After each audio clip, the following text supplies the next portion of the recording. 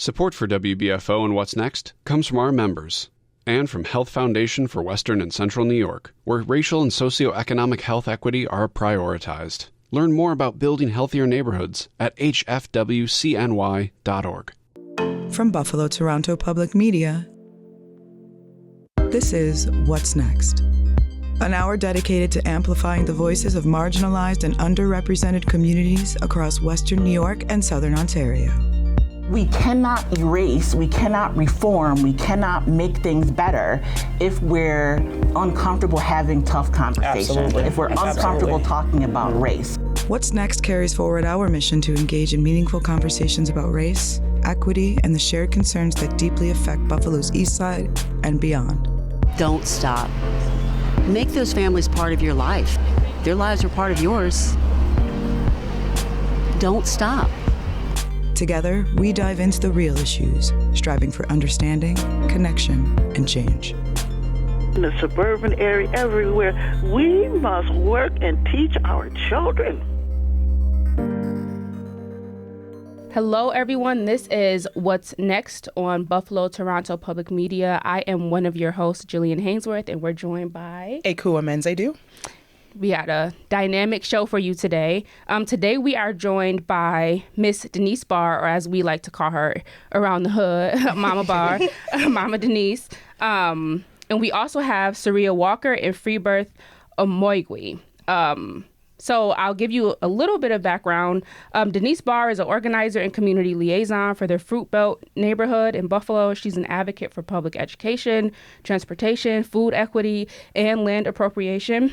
She supported the Fruit Belt community in becoming the first residential parking permit system in the city of Buffalo. And she is a legend and a staple in the grassroots movement in Buffalo. If there's something going on, Ms. Barr, she's showing up.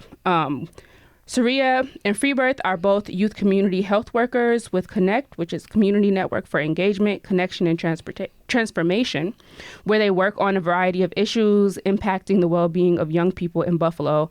Serea is a first-year student at Erie Community College, and Freebirth is a high school senior at Buffalo Academy for the Visual and Performing Arts. Shout out to PA. Serea and Freebirth were both freshmen during the time of May 14th in 2022. Happy to have you all here with us today. Thank you. I always appreciate when I get an invitation to say anything, because I'm like, if you really need me to say something, okay, I can do that. But, I'm grateful because people don't have to invite you. Every time I have heard you speak, I don't even know if you realize how you just kind of drop gems and you don't just talk to people, you meet them where they are and you help them understand the way these systems impact them. And that's really important for why we're here today, because we're talking about May 14th. We are at the 3-year anniversary of May 14th. Yeah. And I think there's a really important conversation, intergenerational conversation that needs to happen when we're talking about why Buffalo is the way it is and how we envision it for the future. So let's just start right there. Okay. I appreciate that. I mean, this is not, I always, in order for me to stay centered, I have to consistently be thoughtful that this is not a me. Mm-hmm. This is a we. Mm-hmm. It's the people that get caught up in their heads about it's a me, and then they get off center, and then they go somewhere where they have no business being. I try to stay in my lane. Yeah. As an organizer who's working on a lot of issues that are really prevalent and ripe here in Buffalo, like transportation, like food equity. We know that a lot of our communities are dealing with food apartheid and they're not food deserts. Exactly. They're not deserts. Desert is a natural occurrence and apartheid is intentional. Mm-hmm. So as someone who has been working on these issues for so long, why do you think we're still in a place where food is still an issue for us, even though it's been an issue for years, as long as I can remember? Right. Well, I mean, it's systemic. We know that. It is not an issue that stands by itself. Everything feeds into everything else. And so I've always said, if you can keep a community that is low income sealed off and become an island unto itself, then you've given the restrictions and you've really cut them off, and slowly you're going to kill them out because they don't have access. It's intentional. If I don't want your community to flourish, why would I provide ways for you to be able to get outside of your community and on public transportation? Why would I encourage anybody to come and invest in your community and open up stores where you get appropriate food, never mind culturally relevant?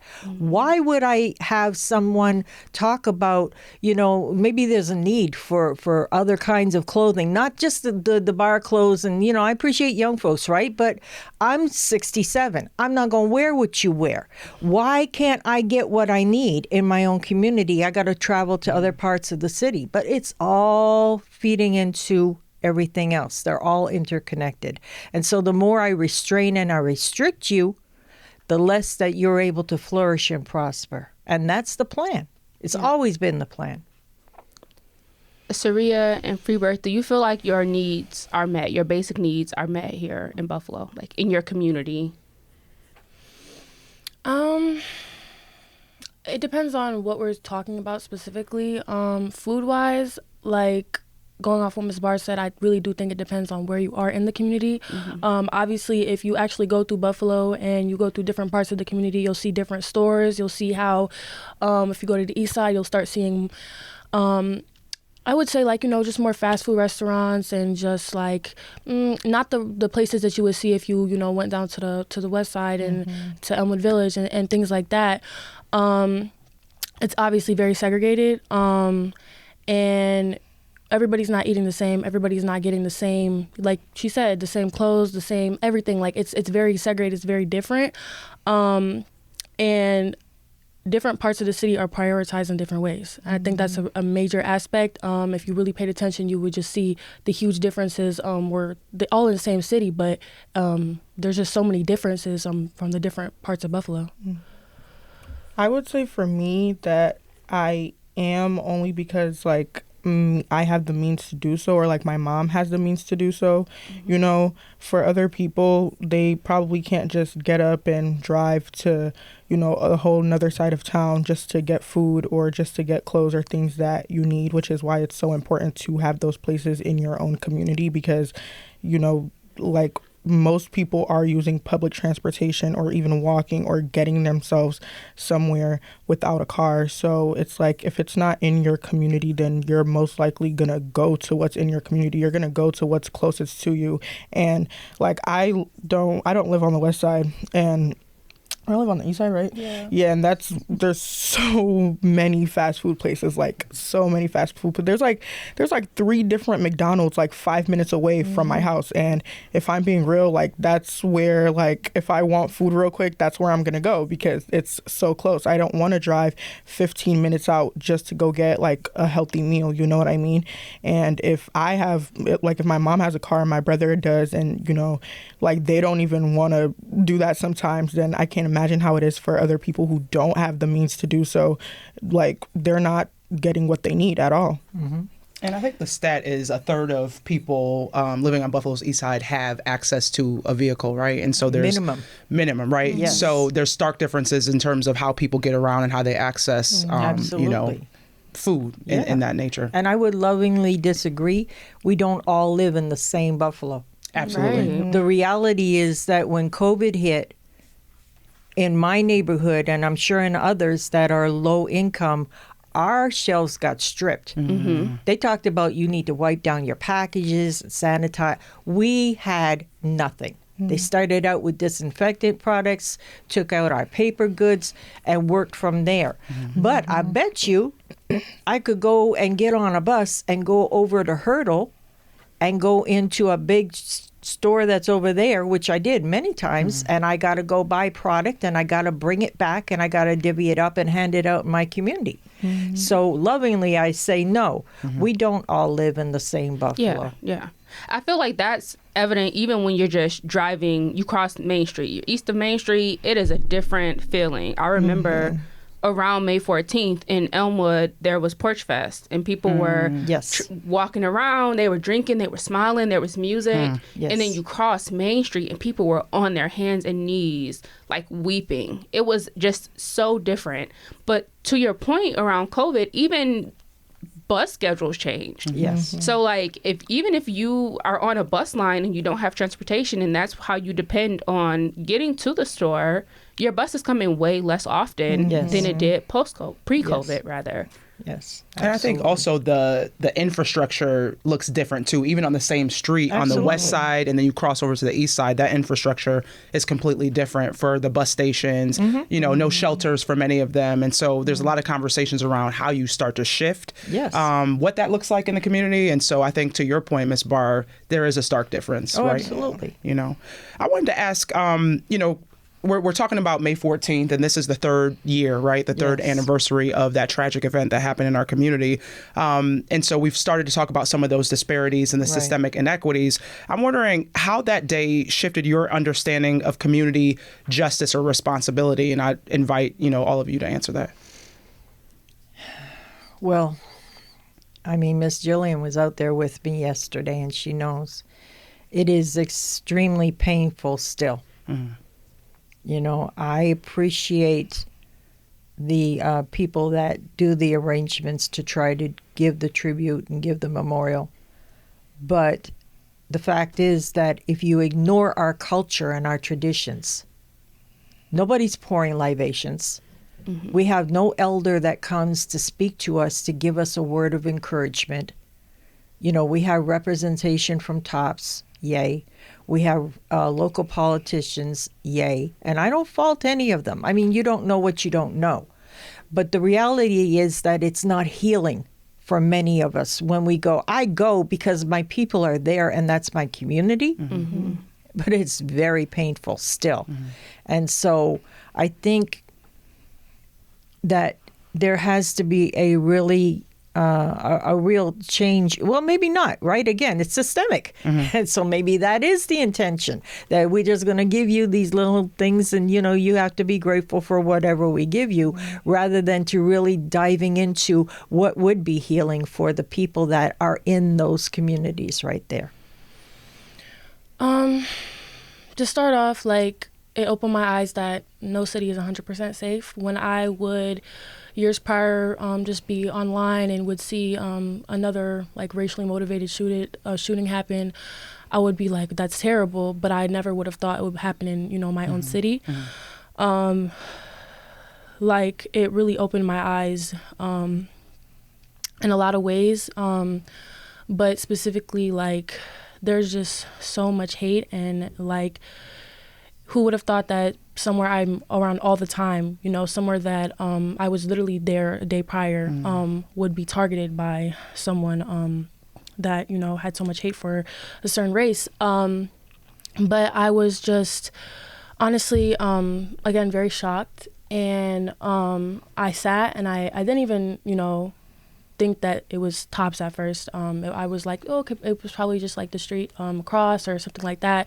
But no, it was definitely Tops. And all of a sudden I just started seeing a bunch of stuff, a bunch of messages pouring in, a bunch of things happening online, because Freebirth, you know, lives right up the street from Tops. So I texted her immediately, making sure that she was okay. I knew somebody that worked there. So even like people that I knew were being affected by this. So it changed my eyes, like, you know, anybody can really be affected by this. Like, to be honest, like, you're really not 100% safe. Like, we just were talking about how everything is so segregated and separate, but, you know, if you have friends, you know, in different parts of the city, you're still going to be affected at the end of the day. So it's not even just about you, it's about your loved ones. It's about, you know, who you talk to, who you associate with, and they're not always going to live in the same place that, you know, that you live in. For me, it felt very personal, because like, that is a place that I am always at. That's somewhere that my family is always at. It's a grocery store that's right up the street from my house. We were always there. Like she said, we were there like around the area a day prior. And just knowing so many people who like work there, like I knew at least 3 people who worked there, and just like I was just so scared because even though they may like not be your family or whatever, just like just you feel for people in general. Like as a human being, you feel for people, whether you're their acquaintance, whether you know them personally or not. Like it was really just a lot, and like a bunch of people were just texting me, like making sure I was okay. And honestly, after that, like my mom was very scared to even let me out of the house. And which was very valid to me. I know a bunch of people, because performing arts is like, it's like not 3 blocks away. It's right around there. A bunch of people didn't want to go to school from our school, from health science. A bunch of people were not trying to go to school. And honestly, I don't know, just the fact that they weren't really like, because I believe we did have school the next, the fact that they weren't really receptive to what the community was saying, that hurt a lot too, just because you have these 2 schools who are so like in such close proximity to where, you know, where it happened, and the people who go there are telling you like, hey, like maybe we should just take this day. Maybe we should just, you know, like take this day to debrief and like just get ourselves together to see what happens next. Because the fact that we were going to school like days after an event like that just happened is insane. Any parent would be like, you know what? No, maybe not today. And just the fact that like, you know, the schools weren't receptive to what we were saying, that hurt, because it's like we're part of the community.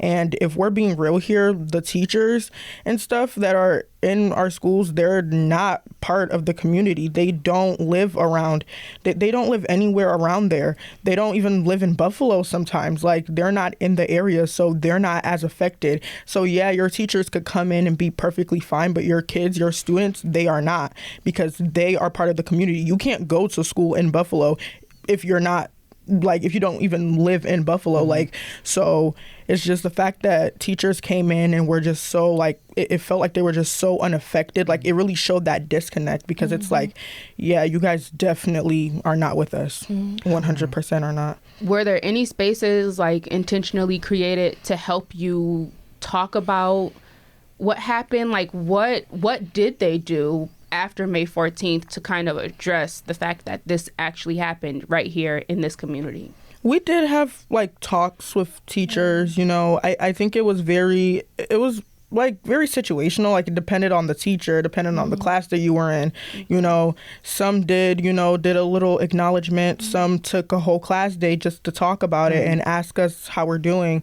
I'm pretty sure like guidance counselors came in to one of our classes to like, you know, ask how we were doing and check up and stuff. But it really, it all mattered like what the teacher was down for that day, to be honest. Like if the teacher wanted to talk about it, then that's what we would be doing. But if the teacher didn't really feel like that and wanted to go on with their lesson plan, that's what we would do. So it wasn't like a mandatory, you guys have to talk about this. You know, it was just whatever the teachers wanted to do, basically, which I feel like that shouldn't have been that way either. If you guys were going to have us come to school, at least, you know, have us acknowledge what was going on, have us talk, and, you know, put people in the school so that we can like process our feelings and our emotion, because that's what everybody was thinking about that day, that week, that month, you know what I mean? Yeah. So yeah, that was honestly just very insensitive to me. And Ms. Barr, I know, you know, we go back in terms of your advocacy days and the Fruit Belt specifically, and I'm wondering, you know, what's going through your mind as you hear Serea and Freebirth talk about their experiences? A lot of the things that I think about is, you know, for those of us that were out there, I have a few advocates that I work very closely with as well, from inner city and other communities. And I always pinpoint that, because, you know, I can only talk about my community. I can't talk about yours, right? I hate that community has become a buzzword. It's feel good, like, and you never know what people are talking about, like when you say community, you know. In any case, it's hard because the seniors experience obviously things in a very different way, but it's been long-term trauma. You know, as I'd mentioned to the young ladies earlier, I mean, for people like me that were born, I was born in 58. And so when I started school, I was in that first class after desegregation. So, I mean, I've seen, you know, seniors have been seeing this all of their lives, right? And so it feels different for us because we know that that's the expectation, that there's always been an us and a them. And painful to think that the place that you go to spend money, I mean, you're it's not like you're violating anybody's space. You're trying to, you know, push your culture or identity on anybody. We're sharing a space. We're sharing a grocery store. And somebody could assume that just because there's a higher density of people, you know, in terms of population that shop there that are people of color, this should be a good place where I could go and I could target people and I could kill them. It brings back the memories of the traumas that you've had to go through before in your life experience. At the same time, recognizing safe spaces are so limited. Your safe space is your home. You close your door, you go into your home, and hopefully you're, you know, safe in your home. And that's tough, right? Because that's what a lot of our seniors did and still are doing. We have a lot of people that won't go back into the Tops store. You know, I've had a lot of people ask me, like, how do you feel about it? And I'm like, I can't decide one way or the other. That's not my job. My job as an advocate is to see what the people are asking for, and that's what I have to weigh into. Majority rules with me. And so people wanted the store to be reopened, and the store got reopened. You know, I go in there infrequently because it's painful, but also because they don't carry a lot of the things that I need to get. I have to travel to bigger top stores all the time just to get some of the things I actually do want to buy. And so it's a constant reminder of how people of color have always been understanding that they have to hold their own space. And there is only certain spaces for us, right, that are comfortable when we're amongst ourselves mostly, but still, I mean, violence is violence, and it's happening across the city all the time. It's just different when you're trying to navigate that you have a love for some white people. I was talking with someone about that this morning. When I went home yesterday, even into this morning, I have to reconcile within myself that I have good white alliances in my life. I have white people that I absolutely love. I would lay down for. And that is the thing that really helps me to navigate how I continue to move forward and level myself out in recognizing that, you know, it's not that there's all bad. It's not that there's all good. We have to recognize that we have people that we do have in our space who are there for us, have always been there for us. And that's the reason why we even got some things done in this country in terms of, you know, civil rights acts and things like that, because they've always been there for us. It's for me to have to accommodate that within myself and recognize that, you know, I have to deal with my own anger and my own trauma. I don't want to take it out and express it in a way that's going to damage somebody else, and it's not their fault. Are you still angry? Damn, I'm still angry. But I'm more angry because, again, I'm waiting for people to do the right thing. You know, stop asking us, what do we need? We've been telling you. We've been telling you all this time what we need, and it's falling on deaf ears. It doesn't matter. You don't care what we say. So yes, I'm angry because at some point I would love for us to get into a situation in this city where community leadership can actually sit down with political leadership and church clergy who have done so much damage over the last 4 years. For once, can we just reconcile that there's been damage done on all sides and try to navigate how we're going to work towards fixing that? Otherwise, collateral damage is just going to keep happening. And yeah, we're going to keep being angry.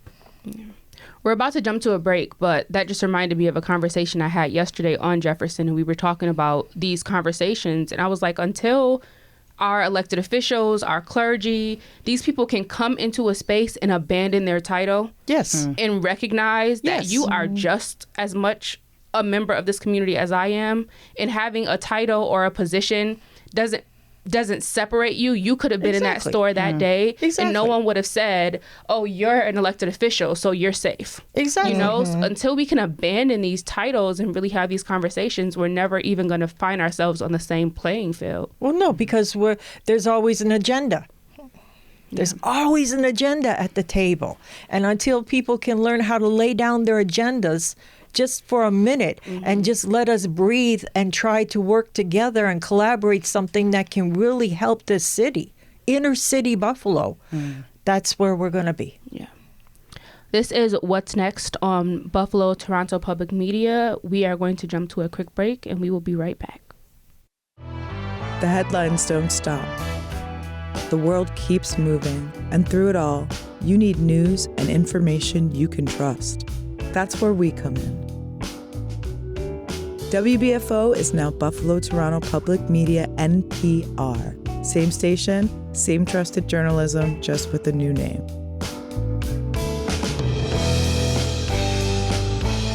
From Morning Edition to All Things Considered, from Group Chat to Friday Night Lights, from What's Next to the BBC, we bring you the stories and smart conversations that matter.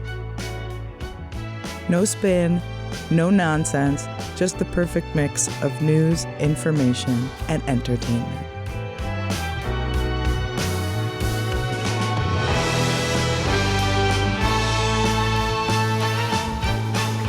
Listen anytime on the BTPM Listen app or btpm.org. Corey here with the Compact Civics Expansion Pack. America is such a big, wide, awesome place, and to be able to see things that are representative of so many different places can be so important when brought to your tiny town. Everybody is so kind and loving. I'm here in Buffalo just because of State Buffalo. From urban farms to rural fairs, we'll celebrate spaces that bring us together and create community. Watch on the Buffalo Toronto Public Media YouTube channel. Facts, context, conversation. Your trusted local news source has a new name, but our mission remains the same. BTPM NPR. Explore more at btpm.org or download the BTPM Listen app. You're listening to What's Next, our place to discuss the important issues of our communities of Western New York and Southern Ontario. We want to hear from you. Click on the Talk to Us option in the BTPM Listen app, and we will work to get your questions or comments on the air. Do you have a story or concern that we should be addressing? Email us using whatsnext@btpm.org. Together, we'll have the conversations that are needed. This is Buffalo Toronto Public Media, NPR. And we're back with What's Next. We are joined by Miss Dennice Barr, Serea Walker, and Freebirth Omoigui. My name is Ekua Mends-Aidoo. I'm Jillian Hanesworth. And so we're going to jump right back into the conversation. And so before we took a break, we started to talk about spaces where you feel safe, you know, and spaces where you could really see yourself and have a place where you could call community as well. Right. And so I'm wondering, you know, there's a conversation around third spaces, and especially for youth, those are happening a lot lesser, I think, in our community, where you don't always have a place to go, right? Or a place to, you know, connect with friends in that way. And so I'm wondering if both of you can talk a little bit about your experiences. Where do you go? Where do you feel safe? And where do you have spaces of community with your peers? So after 514, I remember there was events at Johnny B. Wiley, Break by Tops. I remember me and Freebirth actually just going to Johnny B. Wiley's together. And even though, you know, the situation just happened, that was still kind of our safe space. Like we were, you know, there's a basketball court over there. There's like a little playground. We were with our other friend, and we honestly just went over there and still hung out and, you know, had a good time. there was like food trucks right across from Tops. We went over there, got food. So as much as the community was negatively impacted, like that's still our community at the end of the day. It's still a place that we still go with our friends and hang out, which is why I feel like it is so important to make sure these spaces are safe, because there is a lot of youth that still find comfort in these spaces because that's where they grew up. That's where we go. Even people like, for me, like I live on the west side, I'm on the east side all the time, like all of the time, because I have a lot of friends that live on the east side, so I'm going to be around there a lot. So like, as much as, you know, there is violence and conflict in the community, like we still find comfort in that at the end of the day, because again, that's where we grew up, it's where our family is, it's where our friends are. So that's really, and you know, like we still go to, you know, there's downtown and there's other places like that where we hang out. But you know, if you were an outsider, you would, I feel like you would be shocked, like, oh, like, you know, a shooting just happened and you're next day you're hanging out with your friends. Yeah, we live there. Where else would we go? You know what I'm saying? So.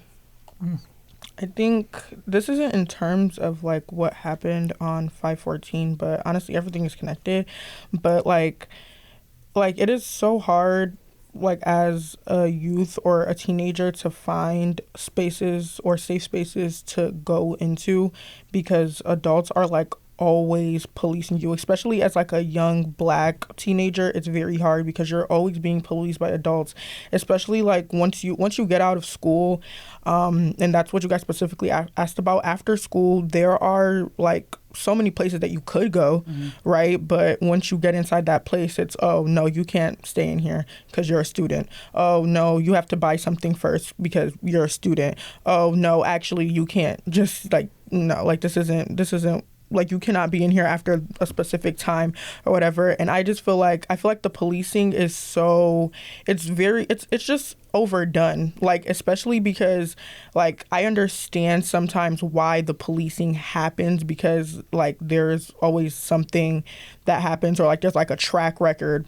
for kids, you know, who come into spaces and, you know, do certain things. But it's like, there can always be preventative measures, and like things can be prevented before we have to get into that policing stage where no, you just can't come in.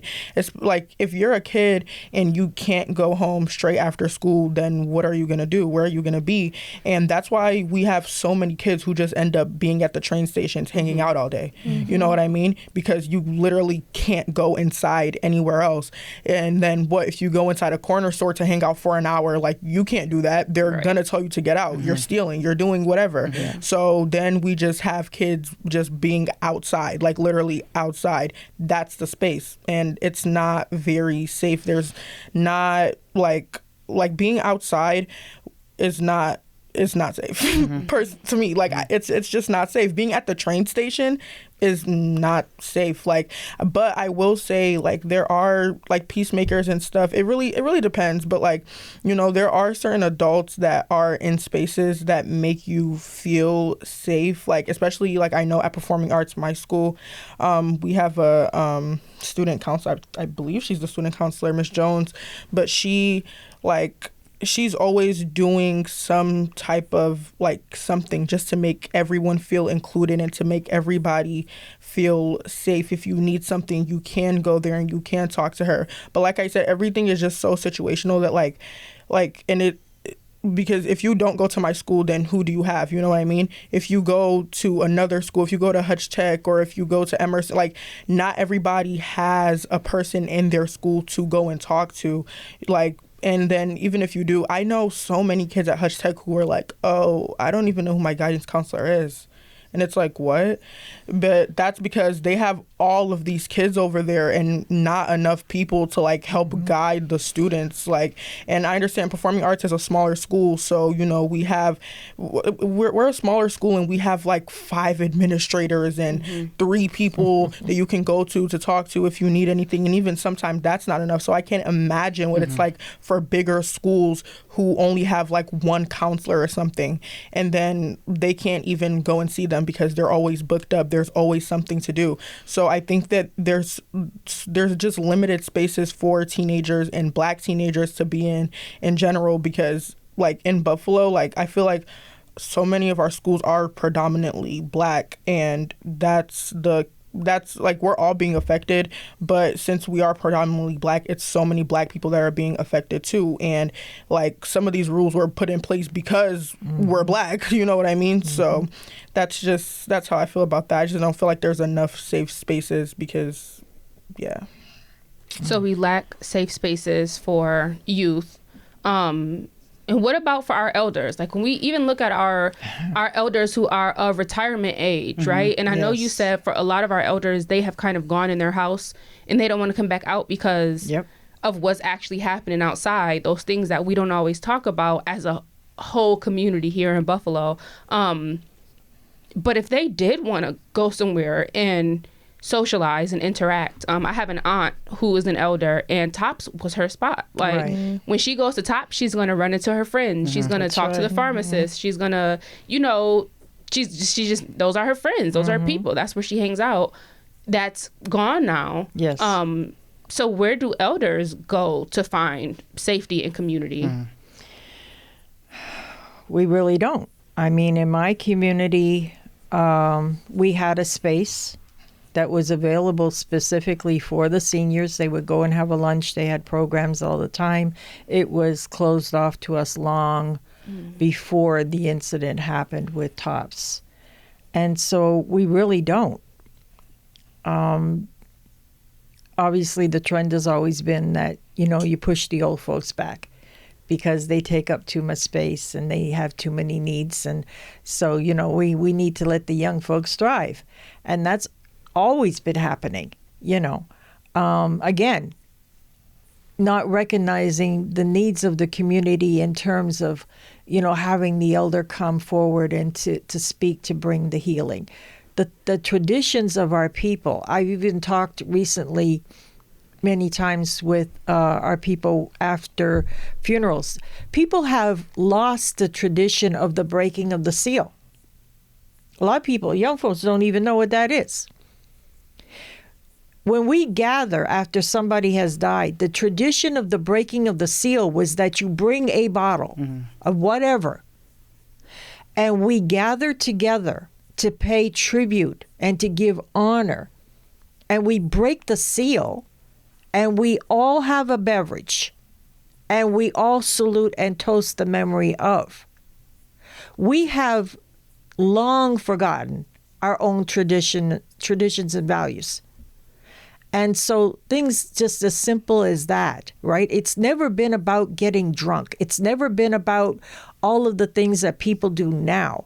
It was always a tradition of we pay tribute and honor to someone in their memory. And that's why we break the seal. And I've often said, you know, my sons know after God takes me home, there'll be a lot of broken seals, but in between now and then, you know, I think it's so important to try to know that the seniors add value because we have information that has been erased, has been forgotten, and you don't know what you don't know.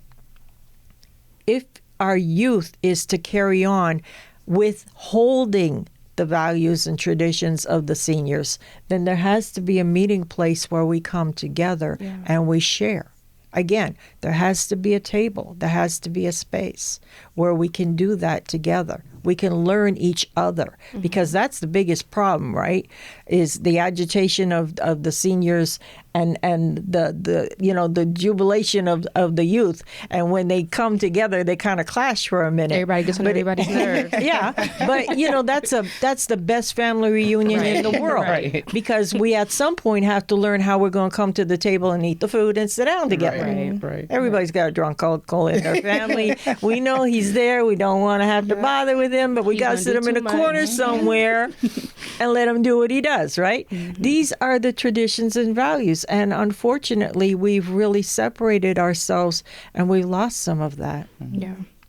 Before we jump to our next break, after May 14th, a lot of people, especially people from outside of that community, from outside of 14208 or even the east side of Buffalo, started saying like Buffalo strong. There was this hashtag like we are strong. And I personally really took exception because I have a line in a poem where I say, don't let them glamorize your resilience while keeping you stuck in survival. So it's like they're cheering on this strength that should not have to exist. Exactly. How do you feel about the idea that we are one Buffalo and we're strong and we get through things together? Honestly, is that true? I don't think it's true. When the hashtag was going on, I was honestly very irritated. Like, I was just like, this isn't like, no, like it wasn't giving to me. Like, it really wasn't. I was very confused also because, like, I don't know, people always try to make this like thing that like Black people just have to be so strong all the time, and you know, because we're so resilient in everything that we've been through and we've pushed through it all, and you know, but I think it's also very harmful because it's like, dang, what if we aren't strong? Like, you know, like what if we are not strong? And I think that it's okay to not be strong because like you, once you get knocked down so many times, like, I don't know, like you can't just pick yourself back up in a matter of seconds all the time. Like you can barely do it most of the time. Like you do need time to like be able to rebuild yourself and rebuild your mindset and your thoughts and just gather yourself. So just pushing the narrative that like we're so strong, it like I just feel like it's very harmful because it's like, no, like we aren't though, and Buffalo doesn't get through everything as like Buffalo is so divided and so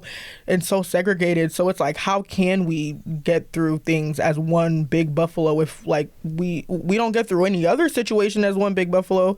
So I think it's so easy to glamorize someone else's struggles when you're not going through that struggle yourself. Not to say that, you know, everybody that was, you know, reposting that hasn't struggled, you know, in Buffalo, but honestly, like, you know what, like Freebirth said, it's hard to be strong 24/7.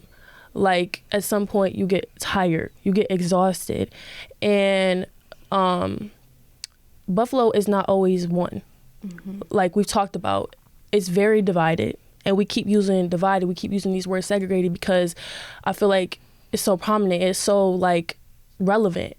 Like honestly, it was so easy for that man to target, you know, Tops because it's so divided, so segregated. So you're saying Buffalo's strong, but that's not all of Buffalo, if that makes sense. Other parts of the city have to be stronger than others.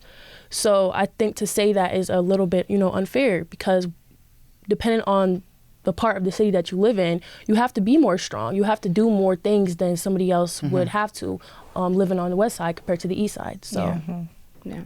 Thank you for that. We're going to jump to one more break, and then we will be right back with Miss Dennice Barr, Serea Walker, and Freebirth Omoigui. This is What's Next on Buffalo Toronto Public Media.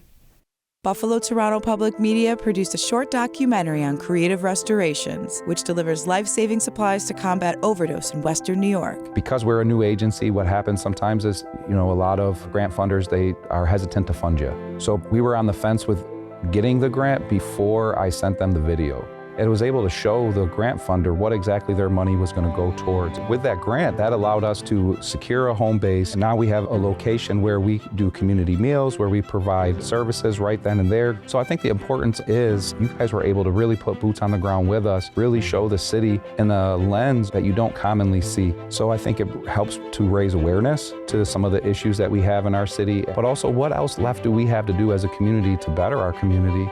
Please, if you can, fund public media, make sure that they're available because they really put a harder focus on the community and it really gives a better view of what we really need to get done here. Contact Congress now at protectmypublicmedia.org.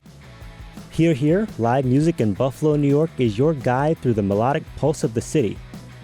Get a VIP behind-the-scenes look at the broad collective of vibrant festivals, historic venues, and mind-blowing artists that take the main stage and make Buffalo, New York, the music destination it is. Listen to Hear Here, hosted by Bentley on Thursdays at 11:30 a.m.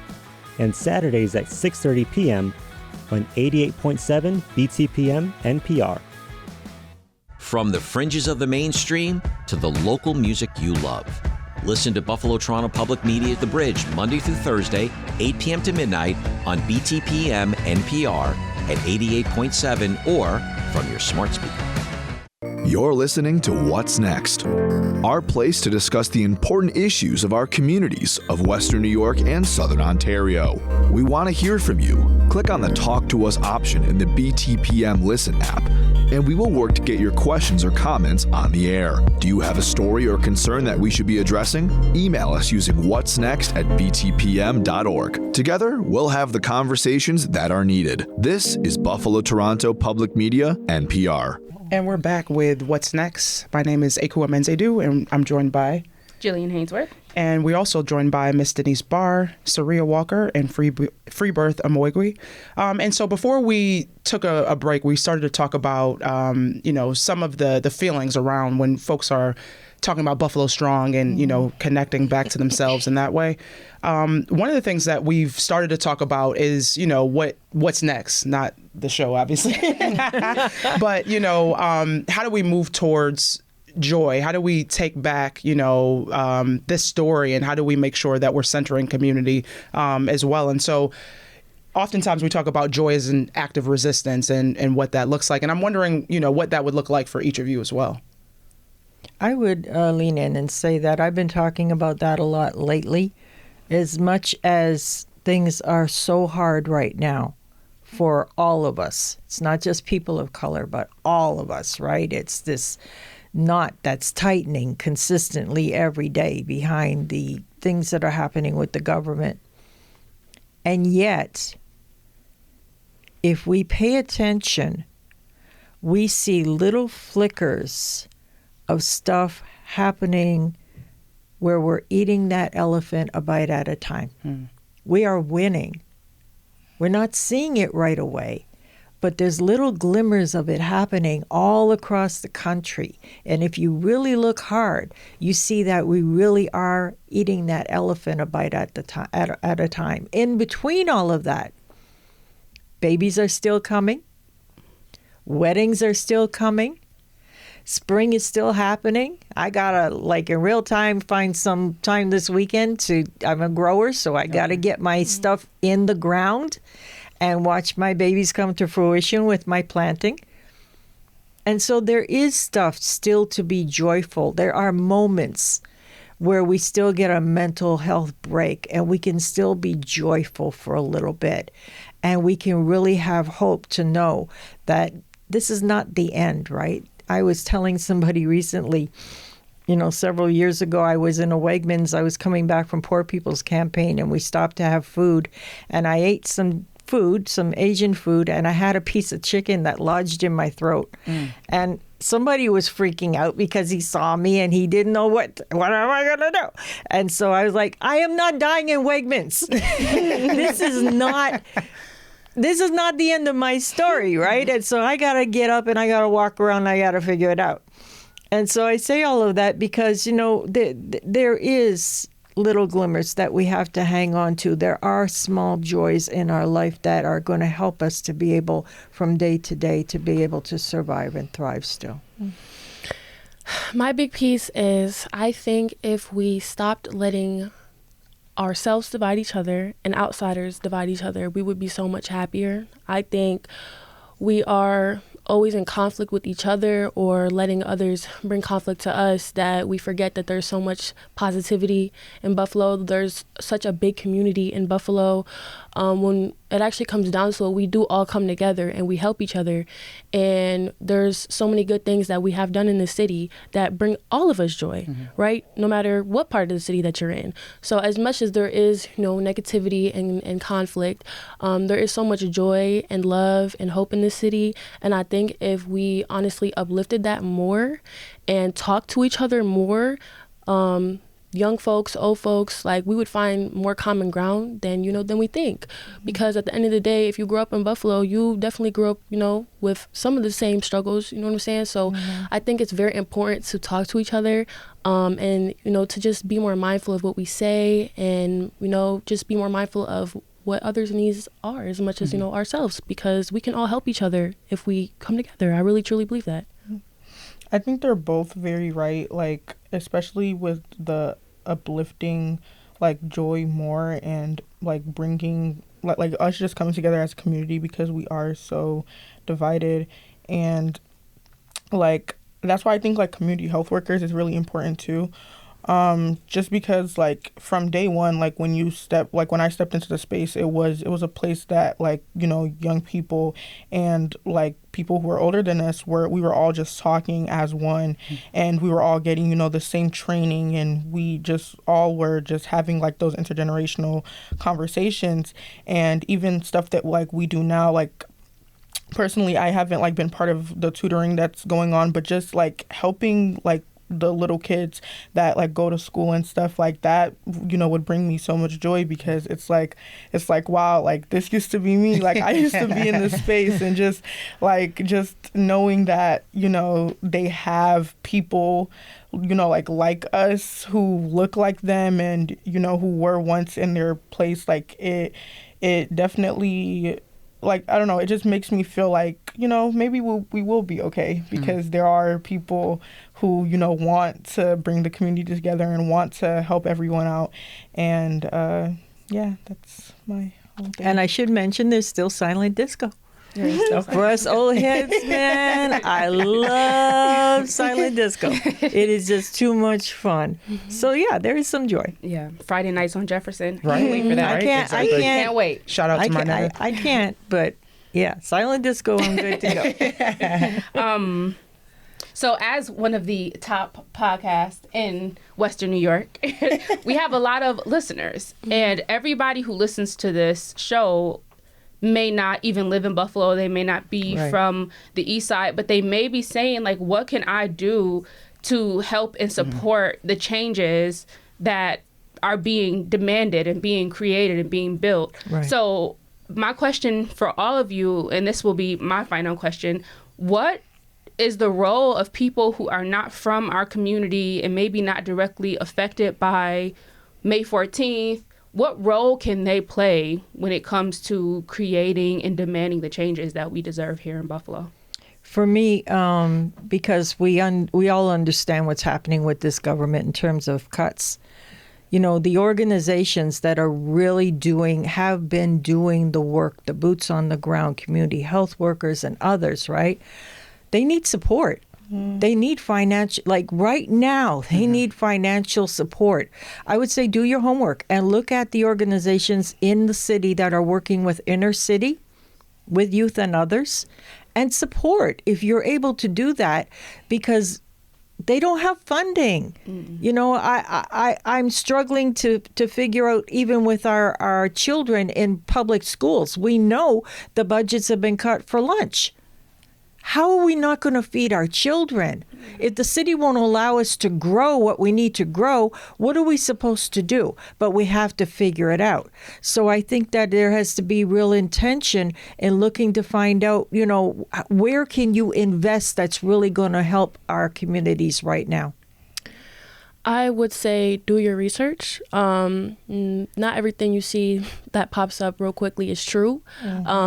Taking the time to really do your own research and see what you can do to help would make a big difference. Obviously, Ms. Barr said, you know, there is a lot going on financially. So if you obviously, you know, have the funds and you want to donate, you can do that. But even that, just speaking up for what you believe in and what you know is right goes so far, because if one person is doing it, then another person may see you doing it, and then you have 10 people when it was just one. Like, we really are, again, could be a very strong community when we all come together. So honestly, just I think advocating for what you believe in is right makes a huge difference.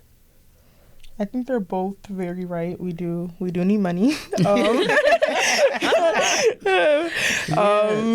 And also, yeah, like just like personally, like on a personal level, communicating with people who aren't like from the community, like just listening, you know, like you don't always have to have something to say. Sometimes you just need to listen to what a person is going through, take that in, and just, yeah, like it can just be that. I think also like doing your research, just to, like, you can't really understand what someone is going through necessarily, but you can try your best to, and that will definitely impact the way that you are like communicating with people. Because if you read up on something and you have the knowledge on that, you're not just gonna, you know, come off as ignorant because you already, know some of the things that are happening in that person's lives and in that person's community. So yeah, doing your research, listening, and funding. With the funds, yeah. Funds. A little money never hurts. Right. Never hurts. Some dollars. In the little chat. Help us out. I just want to have funds. Right, for sure, especially now. Thank you so much. And if you're listening, I hope you really take heed to what they're saying. Do your research. Find out how you can support, whether it's listening, whether it's having these necessary conversations at your own dining room table or in your own networks, or donating to organizations like Community Health Worker Network of Buffalo, who are showing you that they are on the ground doing the work. Thank you so much. Thank you. Thank you. Space. Love to have you again. I'm Jillian Hanesworth. And I'm Ekua Mends-Aidoo. And this is What's Next on Buffalo Toronto Public Media. Thank you.